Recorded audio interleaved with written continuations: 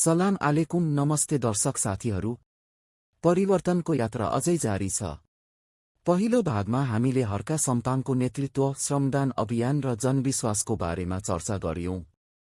अब प्रश्न उठ्छ, यस्तो नेतृत्वले दीर्घकालीन परिवर्तन कसरी ल्याउँछ? विकासको नयाँ सोच, परम्परागत सोच के भन्छ? सरकारले बनाउँछ, जनता हेर्छन्। तर हर्का सम्पाङको सोच फरक छ, जनता नै विकासका साझेदार। श्रमदान स्वामित्व भावना, स्थानीय समाधान दीर्घकालीन परिणाम। जब मानिस आफै निर्माणमा सहभागी हुन्छन्, त्यो विकास संरक्षण पनि गर्छन्। पारदर्शिता र विश्वास, जनताले विश्वास किन गर्छन्? काम खुला रूपमा हुन्छ, खर्चबारे प्रश्न गर्न पाइन्छ, निर्णयमा जनसहभागिता हुन्छ। विश्वास भाषणले होइन, पारदर्शिताले जितिन्छ। स्थानीय परिवर्तनबाट राष्ट्रिय सन्देश, धरानमा भएको पहलले एउटा ठूलो सन्देश दिएको छ। परिवर्तन राजधानीबाट मात्र सुरु हुँदैन, साना शहरले पनि देशलाई दिशा देखाउन सक्छ। स्थानीय नेतृत्वले राष्ट्रिय सोच जन्माउन सक्छ। यदि प्रत्येक नगरपालिकाले जिम्मेवारीका साथ काम गरियो भने देशको समग्र विकास तीव्र हुन्छ। युवा शक्तिको जागरण, आजका युवाहरूले के सिकिरहेका छन्? देशमै बसेर सेवा गर्न सकिन्छ।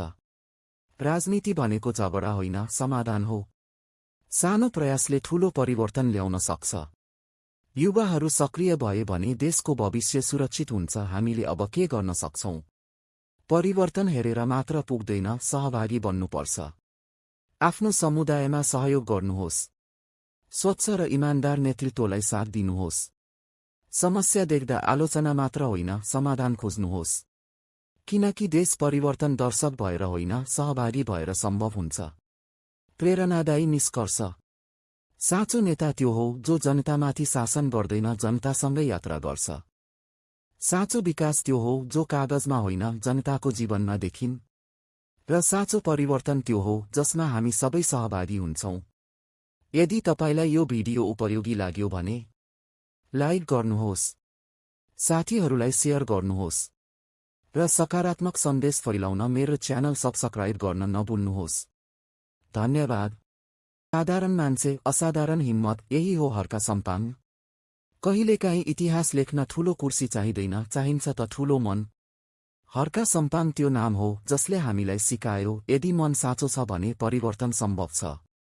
उहाँ कुनै ठूलो राजनीतिक घरानाबाट आउनु भएन, न ठूलो शक्ति न ठूलो धन, तर थियो त केवल एक अठोट, यो देश बदल्नै पर्छ। धरानको सडकमा